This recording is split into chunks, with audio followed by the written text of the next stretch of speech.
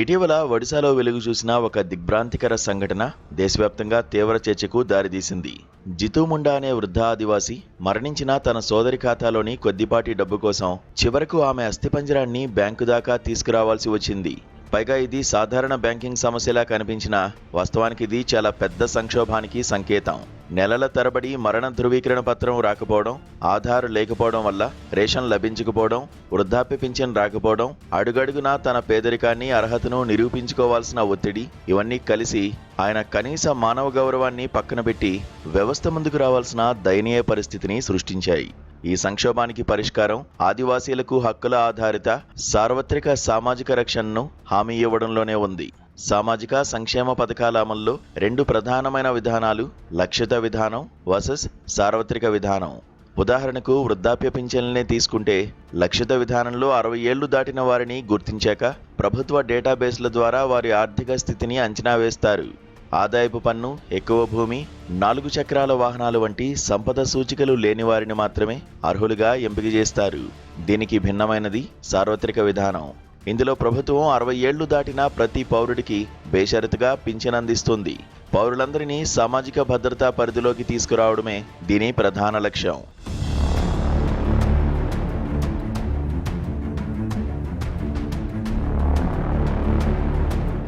ప్రస్తుతం చాలా పథకాలు పేదరిక ఆధారిత లక్షిత విధానంపైనే ఆధారపడి నడుస్తున్నాయి.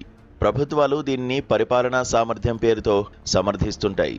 నిధుల లీకేజీలు తగ్గించి ప్రభుత్వ సహాయాన్ని అర్హులుగా గుర్తించిన వర్గాలకే పరిమితం చేయాలనేది వారి వాదన.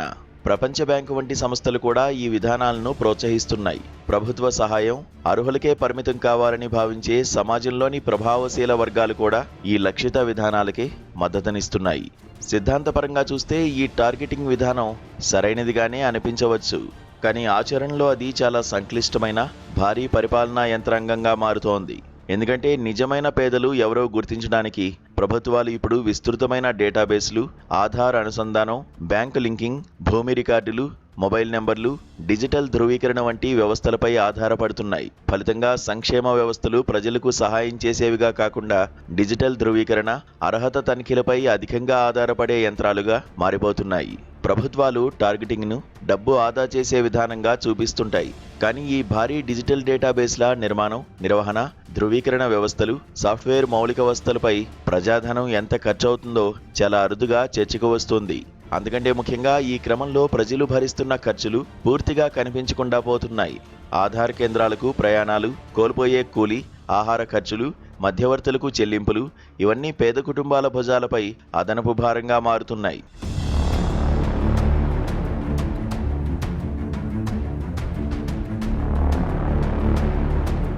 దీనికి భిన్నంగా యూనివర్సల్ విధానం చాలా సరళమైంది.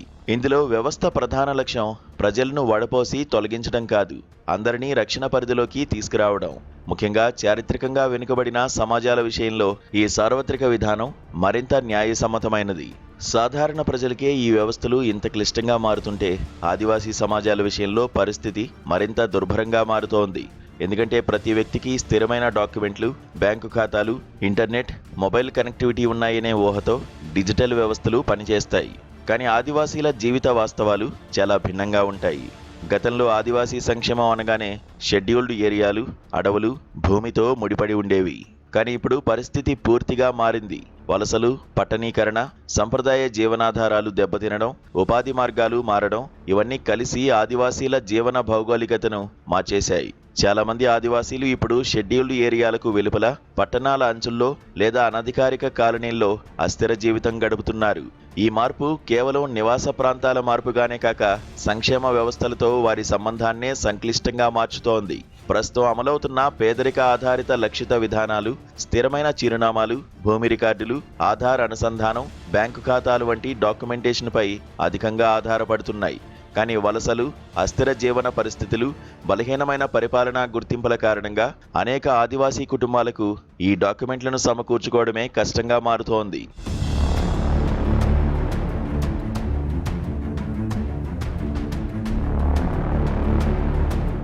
ప్రత్యేకంగా యానాది, చెంచు వంటి సమాజాల విషయంలో ఈ సమస్య మరింత తీవ్రమైంది. భూమి, స్థిరమైన ఉపాధి లేకుండా చెత్త ఏరుకోవడం వంటి అసురక్షిత పనులపై ఆధారపడుతున్న అనేక కుటుంబాలు ప్రభుత్వం ఊహిస్తున్న స్థిరమైన పేద కుటుంబం అనే పరిపాలనా నమూనాలో సరిపోవడం లేదు. ఫలితంగా అత్యంత అసురక్షిత పరిస్థితుల్లో ఉన్నవారే సంక్షేమ వ్యవస్థలకు దూరమవుతున్నారు.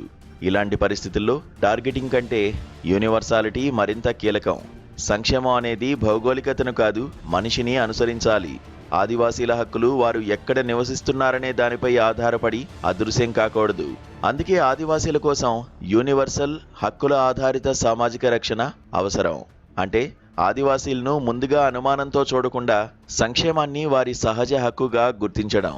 ఉదాహరణకు అన్ని ఎస్టీ కుటుంబాలకు ఆటోమేటిక్గా ఆహార భద్రత, వృద్ధాప్య పింఛను వంటి ప్రాథమిక సామాజిక రక్షణ పథకాలను అందించే విధానాన్ని ప్రభుత్వం పరిశీలించాలి. ఇది కేవలం పరిపాలనా సౌలభ్యం కాదు, ఇది రాజ్యాంగ నైతికతకు సంబంధించిన విషయం. అంటే కేవలం యూనివర్సల్ కవరేజ్ మాత్రమే సరిపోదు. ఆహార భద్రత చట్టం, ఉపాధి హామీ చట్టం నిరూపించినట్టుగా సంక్షేమం హక్కుల ఆధారితంగా ఉన్నప్పుడే పౌరులకు ప్రభుత్వాన్ని ప్రశ్నించే నైతిక, చట్టబద్ధమైన స్థానం లభిస్తుంది. సామాజిక రక్షణ హక్కుల ఆధారితంగా లేకపోతే అది ప్రభుత్వాల ఇష్టానుసార మార్పులకు, పరిపాలనా పరిమితులకు లోనవుతుంది. ఆదివాసీలను కేవలం లబ్ధిదారులుగా కాకుండా హక్కులు కలిగిన పౌరులుగా గుర్తించినప్పుడే నిజమైన సామాజిక రక్షణ సాధ్యమవుతుంది.